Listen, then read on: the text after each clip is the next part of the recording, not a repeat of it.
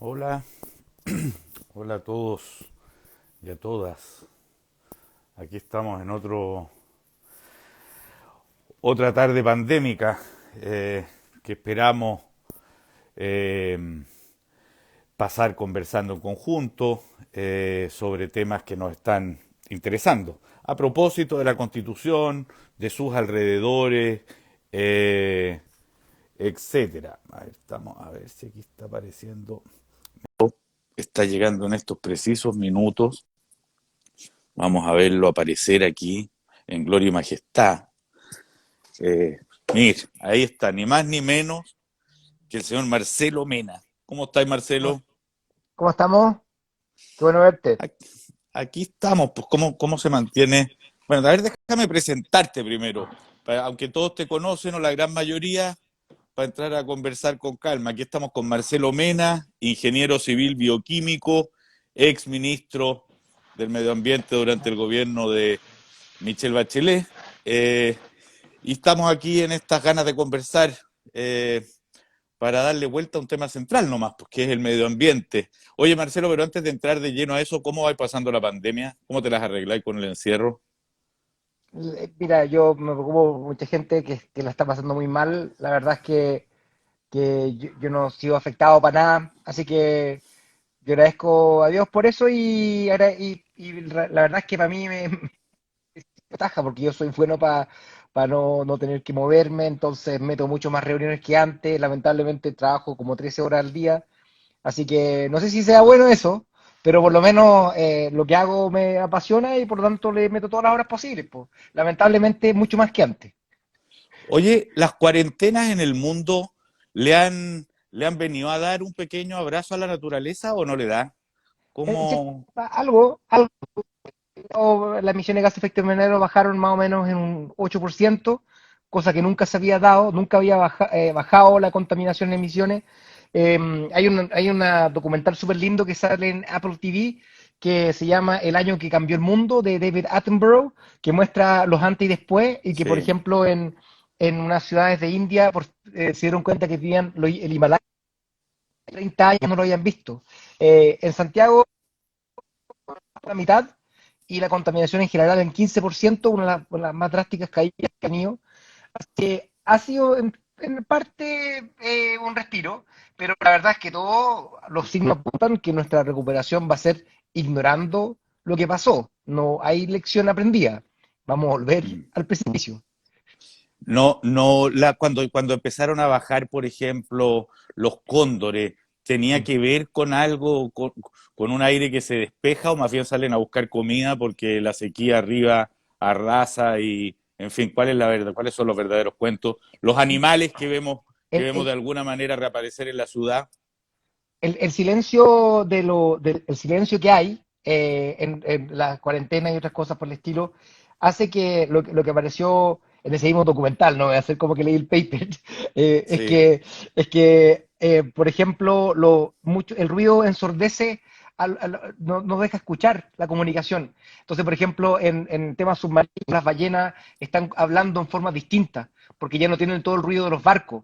En el caso de los mira. pájaros también hay frecuencias distintas. Entonces, lo que decía, como cuando si nos comunicamos y estamos metidos en un bar, es distinta la comunicación que la que podríamos tener si estamos en forma silenciosa.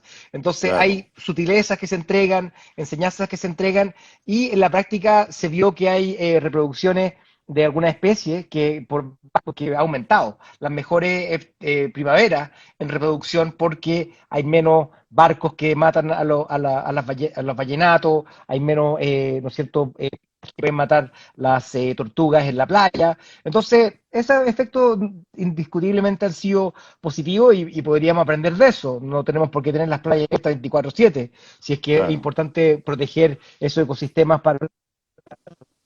Hagámoslo.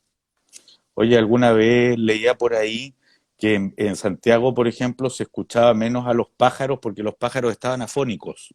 O sea, justamente producto de la contaminación acústica, gritaban tanto, necesitaban gritar de tal manera para hacer escucharse por los otros pájaros que habían ido perdiendo la voz. Es perfectamente factible y de hecho nosotros alteramos sus ciclos naturales. por la iluminación, ¿no es cierto? Tenemos ciudades que no se pone el sol en la práctica y no pueden dormir como dormían antes, interrumpimos, ¿no es cierto? De hecho, estamos regulando en la luz de las ciudades por una razón súper práctica, porque cuando tenemos contaminación visual, estos telescopios multimillonarios que invertimos se van perdiendo. Entonces, hay toda una pega que hicimos en el ministerio de que apuntaran todas las luces de las carreteras para abajo, porque si la apuntan para arriba no dejan ver a los telescopios. Entonces, la huella del ser Mira, humano es tan amplia que realmente tenemos que reducirla. 75% de la superficie tiene alguna alteración y solamente 3% de la superficie global está prístina y sin alteración alguna. oye Marcelo, a mí me tocó participar el año 2015-2016 en el Consejo Ciudadano Observadores Constitucionales, invitado por la presidenta Bachelet. Y en esos diálogos que se dieron en el país, a la gente se le preguntaba por cuál era el valor o principio que más resaltaba en una nueva constitución, cuáles eran los derechos que más le importaba que se reconocieran, y cuando se le preguntaba cuál era el deber que estaba más interesada en cumplir, salió muy mayoritariamente el cuidado del medio ambiente. ¿Es Sí. Chile un país que está calzado entre sus deseos y la realización de sus responsabilidades, o está muy desfasado entre lo que decimos que deseamos y que nos Mm. gustaría hacer y lo que verdaderamente hacemos? Sí, hay una descalce entre lo que creemos que es bueno para el medio ambiente y lo que se hace. Hace poco salió una encuesta de Ipsos, hace un par de días y mañana sale otra, que dice qué es lo que contamina más y qué es lo que hago para descontaminar, y hay un descalce. Creo que apagar las luces es lo que importa, pero algunas veces tiene que ver con el cambio de dieta. Creemos que puede ser reciclar, pero en realidad puede ser mucho más importante cambiar de auto. Entonces, hay un descalce y también hay mucha gente que le culpa al otro. La encuesta nacional de medio ambiente siempre decía, la pregunta era súper buena, decía, ¿usted está haciendo sus mejores esfuerzos para proteger el medio ambiente? Y 85% de los chilenos decía, claro, si uno pensaba, estamos en Finlandia acá, po. Entonces, el resto, ¿usted piensa que su vecino está haciendo el mejor esfuerzo? Nada, todos están haciendo lo pésimo, yo soy un ciudadano ejemplar, las empresas lo hacen mal, el gobierno lo hace mal, en general. Pero en la última encuesta que salió hace poco de la Asociación de Encuestadores, aparece nuevamente el deber número uno, la protección del medio ambiente. Así que lo que tú viste no es algo aislado. La preocupación por la constitución ecológica yo creo que es amplia y quizás unos lugares de mayor concentración de apoyo y encuentro tanto entre la izquierda, la derecha y el centro. ¿Qué es lo que entiendes tú por una constitución ecológica? A ver, porque te tiraste la frase como que él no quiere la cosa, digamos. ¿Qué es lo Sí. que sería una constitución ecológica? Sí, mira, nosotros con varios académicos nos pusimos a discutir qué sería eso, tuvimos un montón de diálogos, tuvimos más de 65.000 vistas en nuestros videos, y empezamos a hablar sobre esos temas. Y al final aparecimos con que, primero que todo, estamos en una crisis climática, estamos en pandemia y no tiene que ver, no está poco relacionado con el hecho de la pérdida de la biodiversidad, y por tanto no podemos seguir apuntando hacia el precipicio, tenemos que dar la vuelta. Y por lo mismo, esta es la primera vez que tenemos la chance de hacer una constitución en el contexto del Acuerdo de París y los Objetivos de Desarrollo Sustentable, que son los dos grandes acuerdos que ha firmado el mundo para poder abordar estos desafíos. Y entonces la equidad intergeneracional aparece como algo importante, porque lo que haga yo no se, también afecta a futuras generaciones. Es un antropocentrismo quizás extendido, porque no basta con que yo vaya bien, sino a futuras generaciones. Yo tuve una buena conversación con Nicolás Seguirre, que le encantó este concepto bajo la responsabilidad fiscal, porque también no podemos dejar una deuda hacia las futuras generaciones también. El tema del cambio climático, ya la Constitución francesa está viendo en sus cabildos, dentro de esta Asamblea Ciudadana, una propuesta que va a ser sometida a plebiscito, de que la República tiene el deber de proteger a sus ciudadanos del cambio climático y tiene el deber de proteger la biodiversidad. Otro tema ya. Hay un decálogo que tú suscribiste, el decálogo del Constituyente Verde, que pueden buscar y profundizar. Está en la página web Recicla la Política. Hay 100 candidatos constituyentes verdes en todos los distritos de Chile. Así que si es que no son del distrito de 11, donde hay muchos candidatos, incluido Pato, que está comprometido, pueden buscar en esa página web cuál es el constituyente verde de tu distrito. Oye, Marcelo, dijiste a la pasada, como dijiste, te tiraste la pandemia que también tiene que ver con una herida en la biodiversidad. a sí, ver, vincúlate, porque esto ha sido un tema que como que sale pero no se asienta. O sí. sea, queda como en el aire, como una posibilidad, es como una sospecha, muchos lo creemos, pero poco, pero no parece muy científicamente afianzado, o quizás sí nos Mm, va a decir tú. ¿Hay sí. una relación efectivamente entre esta pandemia y algún daño ecológico, el daño a la biodiversidad, en fin, los animales que posiblemente nos han transmitido esto? ¿Es una Mm, enfermedad que se la generamos de algún modo nosotros con nuestro mm. comportamiento? Cuéntate esta historia. Sí, mira, yo venía de la escuela de la Facultad de Ecología y Recursos Naturales y era profesor de doctorado en Medicina de la Conservación.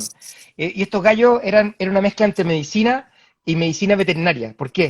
Porque hay un concepto de que el planeta tiene que tener una salud, porque las enfermedades se transmiten entre distintas especies y hay muchas enfermedades zoonóticas que han aparecido, fruto de la pérdida de ¿Qué es lo que biodiversidad. qué es una enfermedad zoonótica? Tiene que ver de los animales hacia nosotros. Entonces, por ejemplo, la enfermedad de Lyme, ya hay una garrapata que te pica en Estados Unidos y al picarte te entrega una enfermedad terrible, cardíaca, te hace ¿no es cierto?, te has cansado todo el rato. Y empezaron a ver que lo que ocurrió es que cuando se expandió las ciudades, los suburbios donde antes vivían estas especies, desaparecieron los depredadores, pero continuaron viviendo las ratas blancas, que eran capaces y proliferaron porque se comían la basura, etcétera. Entonces la cantidad de vectores aumentó mucho y nos expusimos a esto. Y por lo tanto esta enfermedad creció exponencialmente. La enfermedad del virus del Nilo Occidental, exponencialmente. El virus Zika. Por ejemplo, la malaria, cuando hay deforestación en el caso de Brasil, en la interfase donde están quemando, hay microclimas que permiten la proliferación de los mosquitos que transmiten la malaria. Y acá pasó lo mismo. O sea, no hay un vínculo que han visto, pero en el fondo hasta ahora, como decir que fue la pérdida de biodiversidad en particular, pero lo que ocurre es que cuando tú te expones a áreas donde no estabas, te encuentras descubrir enfermedades que estaban escondidas. El ébola en África pasa lo mismo. Llegas a zonas donde el anta, acá en Chile, ¿no es cierto? Cuando te pones a vivir en la precordillera, el ratón de cola larga se expone a ti, entonces te encuentras con enfermedades que no tenían, antes no estábamos expuestos a ellas. Entonces, esto algunos dicen que va a ser una especie de ensayo, porque este es un virus más normal, pero una cuestión media rábica, un ébola, donde termina ahí, no sé, escupiendo sangre, son cuestiones mucho más duras.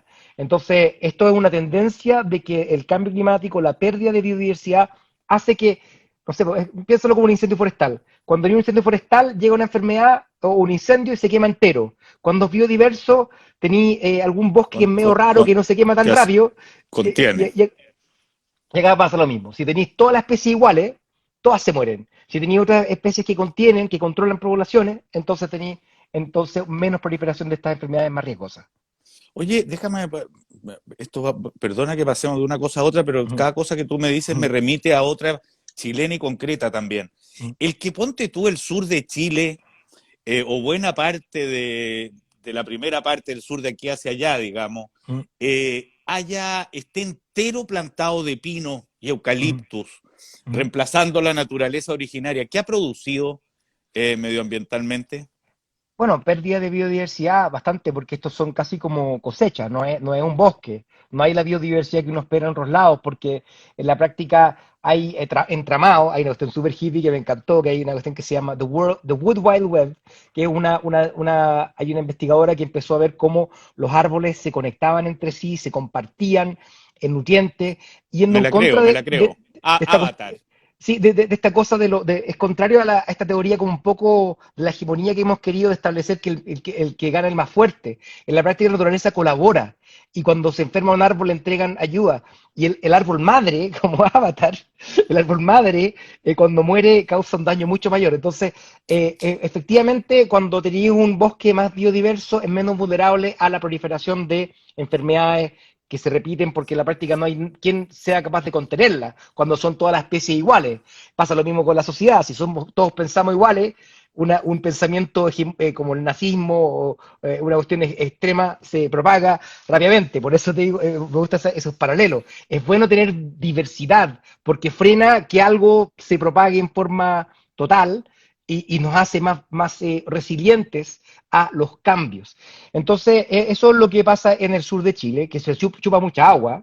Al final hay derechos de agua que se toman, porque el agua lluvia no tiene derecho, pero si llueve y se la chupa todo un bosque y no llega a la comunidad mapuche al lado, tenemos problemas. Entonces, esos son los problemas que quizás se han dado cuando tú no eres siquiera capaz de poder construir un camino que corte el fuego. Imagínate los incendios forestales que tuvimos. Tuvimos 700.000 hectáreas perdidas, un mes entero viviendo bajo el humo. Entonces, la diversidad es fundamental para frenar ese tipo de efectos brutales que se dan cuando hacemos todo apostando a todo a mango. Ponemos salmones a destajo, ¿no es cierto? Y llega una alga nacida, se mueren todos y hace recagar el ecosistema. Imagínate en el 2016 cuando se murieron 30.000 toneladas de pescado, era como 5 veces lo que genera basura Santiago al día. No teníamos dónde poner esos salmones. Entonces, por lo tanto, hagamos las cuestiones a escala un poquito más manejable, porque lo contrario, los colapsos que vivimos son inmensos. Entonces, que este tema de la biodiversidad, pero entendida también como una manera de vivir y habitar, digamos, más complementariamente, era un tema que a mí me tocó hablarlo por décadas con Nicanor Parra. Mm, Nicanor entendía la ecología no como una relación del hombre con la naturaleza, sino también una relación entre los hombres. O sea, una manera equilibrada de habitar, porque si uno quiere tener una relación más armónica con los pájaros, los árboles y los ríos, de la misma manera la tiene con otros animales más parecidos a uno, que son los otros seres humanos, digamos. ¿Ah? mm. Exactamente, exactamente. Y entonces la biodiversidad es fundamental, el respeto por la diversidad es fundamental, pensar en el más vulnerable también es fundamental, porque en la práctica todos tienen un rol en este ecosistema. Bueno, fíjate que, perdona Sí, Marcelo, que sí. un tema también que es bien interesante ahora replantearse en la perspectiva de lo que estamos hablando, fue este concepto tan valorado en un tiempo que era la meritocracia. Mm, Yo a la meritocracia a mí siempre me pareció, siguiendo mm, tu hilo de reflexión, mm, que era algo así como la versión valórica del neoliberalismo. ¿Por mm, qué? Porque fíjate que consiste justamente en la exaltación del que gana. mm, Y uno podría imaginar, si estoy pensando ecológicamente, por mm. eso te estoy diciendo esto, Sí. que en una carrera el cojo ve cosas que el que va rápido no ve. Mm, El que se queda atrás puede ser que no gane la carrera, pero conoce cosas que el que va adelante no puede conocer. O sea, sí. hay algo en el esfuerzo por ver qué de valioso y qué de desconocido para mí tiene el otro, que no es lo Mm. mismo de buscar en el otro lo mismo que busco para mí o lo mismo que busco para todos. ¿Eh? Sí, no, tienes razón. Hoy día posteé en Twitter una cuestión, yo estaba en el Banco Mundial hace un tiempo y nos trajeron un experto del MIT que hablaba de la diversidad de los equipos, la Mm, importancia de que existieran. ¿Por qué? Porque esta cuestión no la vimos venir, es tan clara y lo hemos visto tan claro en esta sociedad acá chilena, que tenemos un ministro que no sabía que había guetos, no sabía que la gente vivía así nada. Entonces, en la práctica, cuando tienes equipos diversos, tal cual tú dices, hay una fricción y lo que ocurre estadísticamente es que los equipos poco diversos no solamente se equivocan más, sino, oh sorpresa, son los que menos creen que están equivocados. Entonces, en la práctica, hoy día amanecemos leyendo al gallo de la Cámara Chilena de la Construcción diciendo que con los bonos no pueden, la gente no quiere seguir a trabajar, el agro, y son temas que es verdad que está costando contratar, la gente no quiere seguir a trabajar si es que no tiene un contrato fijo, no quiere trabajar por horario, eso es real, pero la forma en que se dice la cosa, entonces, que alguien le diga, oye, ¿sabéis que no podéis decir esta cuestión? Estáis loco. Entonces, ellos entre sus amigos encontrar, oye, la rompiste hoy día, oye, que dijiste todas las verdades que Piñera no es capaz de decir, pero en realidad no se dan cuenta que están siendo unos pirómanos y que están realmente echándole más hoguera, más leña a la hoguera. ¿Mm? Bueno, el otro ejemplo que fue muy bueno y que yo también me gusta mucho citarlo, no para burlarme de ella, sino porque creo que habló a nombre de muchos y no solo de derecha, ¿eh? Fue ¿Mm? cuando la Cecilia Morel vio en medio del estallido ¿Mm? alienígenas ¿Mm? Eh, o sea, o sea, un mundo que no había visto, Ujú. muchos mundos que no había visto, que eran de otro planeta para ella. Y resultó, y resultó que los que eran de otro planeta eran las tres comunas, digamos. O Sí, po. sea, justamente había una idea del mundo enfrascada, impermeable al resto, muy poco ecológica, para decirlo así, para decirlo así. Oye, Sí. Marcelo, ¿qué tan grave son las consecuencias del calentamiento global en Chile? Para que lo podamos conversar, digamos, de manera concreta y no abstracta. Sí, mira, yo me dediqué los últimos 2 años antes de volver a Chile a convencer a puro economista de hacer cosas de cambio climático, el Banco Mundial, y como un puro ministro de Hacienda. ¿Por qué? Porque el año 2019 Chile fue el país, el octavo país que más perdió crecimiento económico por el cambio climático. Y si no, si nos ponemos así con los números fríos, podemos perder básicamente una década de desarrollo hacia finales de siglo por cambio climático. 5 millones de personas van a ser más pobres a final de esta década en Latinoamérica por el cambio climático. Entonces se encarecen los alimentos, el talón de Aquiles del país. Pues. Imagínate lo que es que el estallido se causó por la acumulación de cosas, pero en la práctica el encarecimiento de los bienes y servicios es parte del malestar. Y el cambio climático va a encarecer los alimentos, a bajar la cantidad de días que podéis trabajar, porque simplemente va a ser insalubre estar afuera. En Latinoamérica, en Centroamérica, la gente entra al trabajo a las 4 de la mañana para salir temprano porque no se puede trabajar más. Eso perfectamente puede pasar en Chile. Entonces, son cosas, amenazas existenciales que tenemos que dar vuelta en esta década, porque esta década es la que tenemos que dar la vuelta. Entonces, la preocupación que tengo yo, si no somos capaces de mantener un esfuerzo por nuestros seres queridos, por una cuarentena, de respetar el distanciamiento, tengo mis dudas si podemos hacerlo una década de esfuerzos, de inversiones públicas y privadas para poder enfrentar el cambio climático. La forma que yo creo que podemos... A ver, perdona, déjame Sí, para que le hagáis doble clic a sí, algo que acabas de decir. sí, En general se ha tratado, esto también es algo que uno pelea harto, pero en general se parece que se ha tratado como de poner como enfrentado el crecimiento económico con la preocupación medioambiental. O sí, sea, es como que fuera o crecimiento económico o preocupación por la naturaleza. sí. ¿Ya existen cálculos económicos para decir lo contrario? O sea, Sí, para decir el desarrollo futuro de una economía sustentable con un crecimiento que permita mejorar los niveles de vida de los chilenos, ¿requiere un cuidado al medio ambiente? sí, absolutamente. Porque hoy día perdemos más o menos 3% de nuestro PIB equivalente por la mortalidad prematura por la contaminación atmosférica, de partida. Segundo, si nosotros nos descarbonizamos, el Banco Mundial hizo un estudio, yo estaba a cargo, lo mandé a hacer cuando estaba ahí, y que demostró que el compromiso de descarbonización de Chile crea un crecimiento adicional de 4%, ¿ya? Por A ver, cada ¿cómo peso que así? gastamos que Chile va a crecer más descarbonizándose, porque Por, va a tener un shock de inversión de tecnologías limpias que al mismo tiempo traen bajas de los costos de energía y transporte por la electromovilidad, por la calefacción, por la electricidad en general, y eso va a significar entonces que tengamos un beneficio absoluto. No, entonces, gran parte de las medidas de compromiso del cambio climático, 65% de ellas, son ahorros netos. O sea, tú inviertes algo, pero tienes un beneficio mucho más largo, mucho más profundo. Los beneficios de Chile, o sea, por cada peso que yo gasto en acción climática, logro 2 de beneficio. Por cada peso que gasto en ser un país más adaptado, logro 5 de beneficio.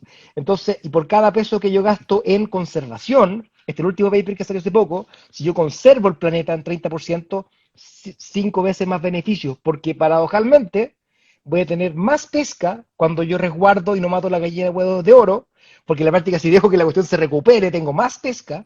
¿Cuánto Si se tengo, puede demorar en recuperar? Oye, yo soy un niño que creció pescando desde la orilla de las rocas en Chile, ¿ah? Entre Viña y La Serena. sí. Eh, y, el, y, el, y el vejestorio que soy ahora sigue tratando de hacerlo y no pesca nada. ¿Cuánto nos vamos a demorar en recuperar esa biodiversidad marina? Si uno... 5 años, 10 años. Ah, mira, Los parques marinos que establecimos el gobierno de la presidenta Bachelet en Rapa Nui, en Juan Fernández, en Cabo de Horno, en Cerro Almirantazgo, son harto, me encantan. Y Caleta de Hortel, y Nazca y Ventura, que es la última que faltaba, esos son más o menos 1 millón de kilómetros cuadrados de conservación. Es 40% el mar de Chile. Aumentamos un 40% de la conservación. Son santuarios que permiten que en esas zonas se Fue recuperen importante, especies específicas. fue importante el aporte de Tompkins ahí, ¿no? No, no, porque los parques, estos son los parques marinos. Ah, ok, perfecto. En los parques, entonces ahí se va a recuperar la biomasa. Más o menos crece 3 veces en poco tiempo y lo que tenéis que tener es pescadores afuera de estos parques y todo lo que se va escapando del parque no lo pescáis, pero adentro tienes un santuario. ¿Por qué? Porque tienes especies que requieren 70 años para reproducirse. Hay especies como el bacalao profundidad, el Chilean sea bass, que los chilenos solamente hemos comido afuera, porque acá ni siquiera se pesca. Para nosotros se exporta todo. Ese llegó a un colapso 95%. Ese tiene que recuperarse, se va a recuperar. Y los parques nacionales, sí, pues efectivamente hicimos 45.000 kilómetros cuadrados de parques nacionales, de los cuales donó los Tompkins más o menos 12.000 kilómetros cuadrados. Por lo tanto, ahí tenemos una red de parques de la Patagonia que le pone fin a la hidroelectricidad de gran escala en la zona. Hidroaicén y otros no van a poder hacerse porque tenemos una gran red de parques de la Patagonia. Ahora lo que tenemos que sacar de ahí algunos le gusta achacarme a mí, pero hay que sacar de ahí la salmonicultura. Lo que pasa es que este mundo, acá no te critican por no hacer algo, sino yo no hice nada por la salmonicultura a favor o en contra de ella, pero lo que pasa es que me critican por no haber hecho suficientemente en contra. Los ministros de Medio Ambiente no tienen que ver con eso, el ministro de Economía se equivocaron de dirección. Esa dirección queda un poquito más allá en la calle San Martín. Pero en definitiva, Es difícil la pelea entre el ministro del Medio Ambiente y el de Economía y el de Hacienda, según te tocó a ti, ¿o no? sí, es súper duro porque en la práctica hay un tema que es mucho más ideológico que la gente piensa. Porque en la práctica, yo hablé de esta cuestión con Simon Upton, que era el jefe de la OCDE de Medio Ambiente, en un retiro que nos mandamos todos los exministros y ministros actuales de Medio Ambiente de la OCDE y tuvimos una conversación con whisky, con todo súper buena. Hasta las 3 de la mañana conversando con el exministro de Alemania, Jürgen Trittin, que es el jefe de los verdes, que estuvo cerca de ser el canciller de Alemania y contar esa historia. Y la historia es que nosotros llegamos con toda la evidencia para poder decir el cambio climático es importante, tomemos en medidas y que de repente el Ministerio de Hacienda diga, ¿sabes qué? Tu modelo es penca, no lo pesco, o sea, tú llegás con la evidencia y al final con la parte técnica, con los números, o cuando tú le decías al Ministerio de Hacienda, ¿sabes que hagamos buses Euro 6? Es que son más caros, sí, pero te ahorráis en la operación. No, es que son más caros. Oye, pero bueno, no te enseñaron a ti que hay que integrar la inversión más la operación, sacáis un van, porque si vamos a simplemente gastar menos porque sí, no pescar cuántos son los costos de operación, estamos perdidos. Entonces, esas son las peleas que uno tenía, muy tensas que por suerte para mí, porque solamente ha pasado un par de veces en la historia del mundo, ganó Medio Ambiente en esa pelea. Pero vamos por más. Desde entonces creamos una coalición de ministros de Hacienda por la acción climática y pude convencer a 53 ministros de Hacienda a que se sumen a compromisos ambientales. Y trabajé muy bien con otro ministro de Hacienda, Felipe Larraín. Oye, Marcelo Mena, ¿cómo se ¿cuánto parque debiéramos tener en Chile? ¿Dónde debiéramos ponerlo? Y esta es una conversación también constitucional. Mm, ¿Dónde debiera estar el límite o cómo se fija entre mm, esos terrenos protegidos? ¿Dónde están las características, los atributos para que exista un terreno protegido y no sea mm, explotable?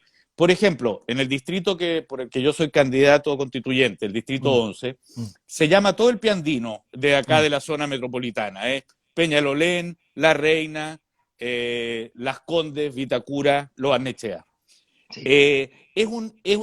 Ahí hay una frontera especialmente interesante para lo que te pregunto, y Mm, ya hemos visto algunos escándalos de destrucciones de caminos del Inca y de mm, lugares arriba cerca de los centros de esquí. mm, Eh, ¿Cómo se pone el límite? ¿Dónde se limita la expansión de la ciudad? mm. ¿Cuándo se decide y cómo este territorio no es explotable? ¿Esto se mantiene en manos del Estado? ¿Esto no se privatiza? ¿Qué criterios consideras tú, Mira, hay un deber y tiene que tener el Razo? derecho a hacerlo. Espérate, ahí tengo. ¿Si me escucháis o no? Perdona. Sí, no, yo sé que Sí, ahora pensé que sí. te había perdido la señal. No, el tema es de que, por ejemplo, Estado tiene el deber de proteger y también no debería estar bajo otras leyes. Cuando nosotros hacíamos parques nacionales, siempre levantaba la mano la ministra de Minería y decía, oye, acá hay pertinencias mineras. y al final uno, todas las veces. Entonces decía, oye, pues, hay que ministra, si hasta la casa mía tiene pesticidas de abajo, pues, o sea, el código minero no puede estar arriba de la protección ambiental. Hay una convención de Washington que dice que si yo pongo algo como un parque nacional no se puede tocar. Entonces, comentarios así como, oye, hace como 30 años que no nos permiten hacer minería en parques nacionales. Sí, porque hay una ley que dice que no se puede, porque en realidad si vamos a proteger esto, hay que hacerlo. Entonces, hoy día hay un proyecto minero que no voy a mencionar, alguno podrá buscar, pero que quiere minar bajo un santuario de naturaleza. Como el santuario de naturaleza fuera un cascarón y lo que pase debajo da lo mismo, saquemos toda la minería que queremos, dejamos todo tiquitaca, soplado, rellenamos, da lo mismo. Esa cuestión no puede ocurrir. Entonces, en la práctica, en la zona central, no hay parques nacionales grandes. A nosotros nos tocó tratar de hacer uno, lo aprobamos en el Consejo de Ministros, el momento de firmar no se pudo. ¿Por qué? Porque hay una presión indebida de la minería. Qué importante la minería, pero también es importante el agua. 50% del agua de Santiago viene de las cuencas que están alimentadas por glaciares. Hay que proteger los glaciares y mañana tenemos un compromiso que vamos a firmar con Heraldo Muñoz para comprometernos a hacer el Parque Nacional Río Olivares, Colorado, para proteger de los glaciares de los distintos amenazas que pueda tener. Oye, ¿es verdad que el calentamiento global en Chile eh, podría traernos, digamos, marejadas fuertes entre más o menos Antofagasta y Biobío, Mm. eh, incendios, las sequías que estamos viendo, son hijas de eso? Se ha desertificado el territorio, ha avanzado el desierto del Sí. norte hacia el sur, hay ya cultivos que van desapareciendo. Eh, te termino la pregunta con una Mm. anécdota. Yo estaba tiempo atrás en Conbarbalá, eh, ahí cerca por el cuarta región, digamos. Mm. Y en Conbarbalá le pregunté a una vieja ahí en un boliche, ese pueblo que tiene un algo de pueblo fantasma, le dije, oiga, ¿siguen haciendo cosas de Conbarbalita? Y Mm. su respuesta fue, no, mira, la Conbarbalita desapareció en los tiempos del agua, me dijo. Mm.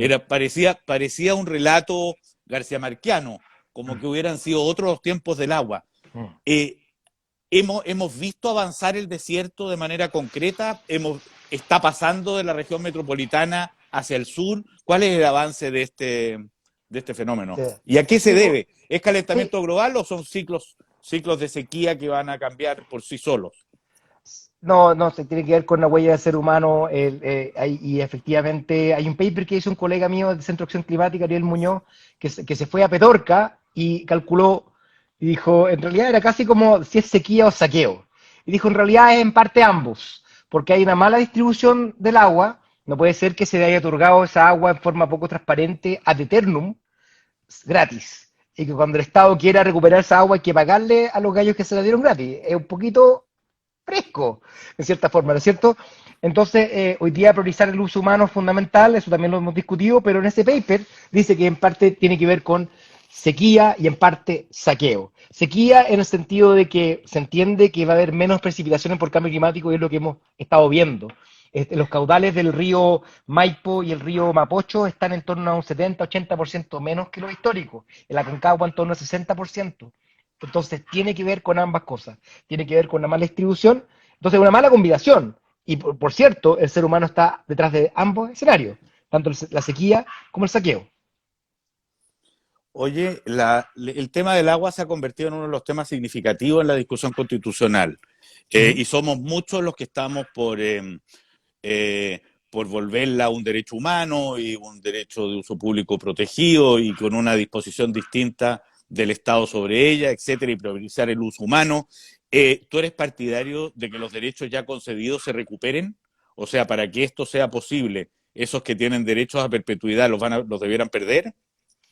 El reforma de Código de Agua actual, porque la Constitución limita mucho, la que queremos hacer es que efectivamente los nuevos derechos tengan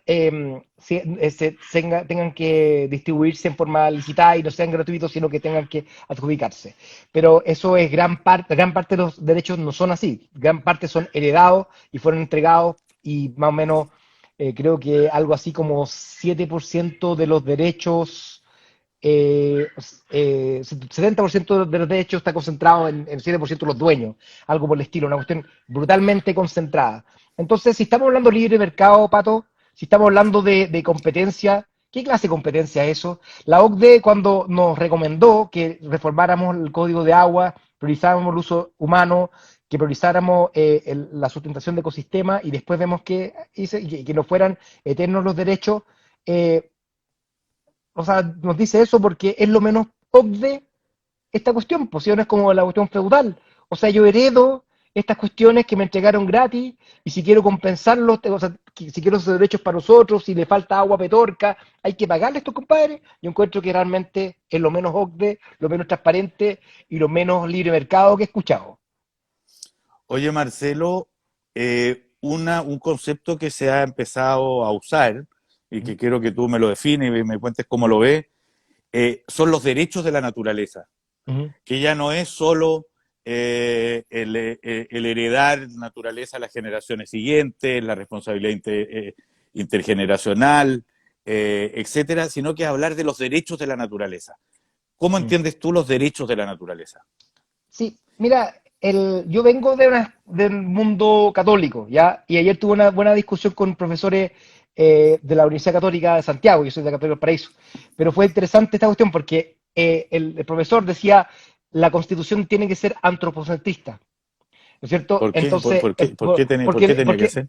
porque el ser humano tiene que estar al centro y las necesidades del ser humano tienen que priorizarse porque la vida es lo más importante, etcétera. Pero yo le leí un pasaje de Laudato Si del Papa Francisco que dice que en la Biblia no hay lugar para un antropocentrismo tiránico que ignore a los más vulnerables, que somos un todo, que en la práctica preocuparse por la naturaleza es preocuparse por el ser humano. Y no hay prueba mayor que esta pandemia que tiene que ver con, como conversamos inicialmente, con la pérdida de biodiversidad. Por lo mismo, entonces, cuidar la naturaleza para que nos cuide de vuelta no tiene por qué desviarnos de un antropocentrismo que no mira solamente en mi generación, sino en la futura, no miro solamente en mi metro cuadrado, sino que el de ver de todo, un antropocentrismo del mundo en general. Dicho eso, hay quienes piensan que la naturaleza tiene que tener sujeto de derecho, tienen que ser derechos propios, porque en la práctica nosotros valorizamos todo. Por ejemplo, si alguien daña el medio ambiente, si hay un derrame, hay que ver, ¿cuántos pescados se murieron? Ok, ¿cuánto vale esto? Ok, este compadre no pudo pescar, acá está la cuenta para el que dañó, pero no le damos valor a la vida en sí. Entonces, ese problema antropocentrista puede ser una de las razones por las cuales tenemos problemas. Entonces, en la práctica, mi postulado en esto es que podemos seguir perfectamente siendo antropocentristas, pero con cierto pragmatismo. Si no cuidamos a la naturaleza, somos nosotros los que perdemos. Y te voy a dar el ejemplo más claro que yo aprendí 2015, Tongoy, tsunami. Tres humedales. Uno que estaba compactado con construcciones, ahí murió gente. Uno que estaba prístino, ahí se disipó toda la energía del tsunami y nos protegió. Entonces hay un entendimiento hoy día que la conservación de la biodiversidad tiene que conserva también a las personas. Y por eso yo con mucha felicidad fui a firmar ese decreto de humedales, de ese primer humedal costero que se hizo un buen tiempo. Y hoy día yo encuentro que es una cosa buena que ha hecho esta ministra, tengo muchas críticas, ha sido enfocarse con los humedales. Ha sido muy bueno lo que se ha hecho porque hay muchos humedales que hoy día se están protegiendo que antes no se protegían. Oye, Marcelo, ya para ir Mm, terminando, mira, una, un concepto que yo trato de conversar con todos los que tenemos estos encuentros como contigo acá, mm, y que podría ser una base de la conversación constituyente, mm, es el concepto de dignidad. mm, Y que si en una de esas, si nos ponemos de acuerdo en una matriz de este concepto, vamos a poder recurrir a él para muchas cosas en el articulado posterior. Y mm, estaba conversando sobre este concepto también tiempo atrás, me acuerdo se me olvidó el nombre de pila, pero su apelativo era mm, Dedos Verde, ecóloga y candidata constituyente, y yo le pedía que me definiera este concepto y me dijo, yo agregaría a la dignidad que tú hablas de las personas, de las culturas y de los grupos, la dignidad de la naturaleza. ¿Tú le reconocerías y cómo y de qué se trataría? Y te lo pido que te olvides un minuto el ministro, el mm, técnico y el político y mm, recuperar al ecólogo del mm, todo, digamos. mm. ¿Qué es lo que sería o cómo te gustaría, y esto también es soñar, y también es mm, jugar, y también es, pero no solamente, también es construir, mm, entender la dignidad de la naturaleza. mm. Mira, y tiene que ver también, bien, no soy tan sofisticado con mis conceptos, pero yo encuentro una buena definición de eso y con respecto a una definición que hacía el diseñador arquitecto William McDonough, que decía que la sustentabilidad, que tiene es amar a los hijos de todas las especies para siempre.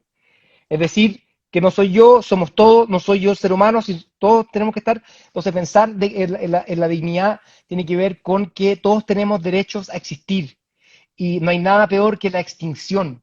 No hay ninguna cosa más irreversible y más brutal que la extinción.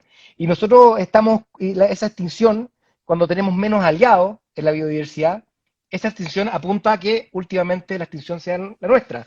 Entonces, eso yo creo que es muy importante considerar. Y eso de amar a los hijos de todos para siempre, también tiene que ver con cómo tenemos que enfrentar este proceso, Pato.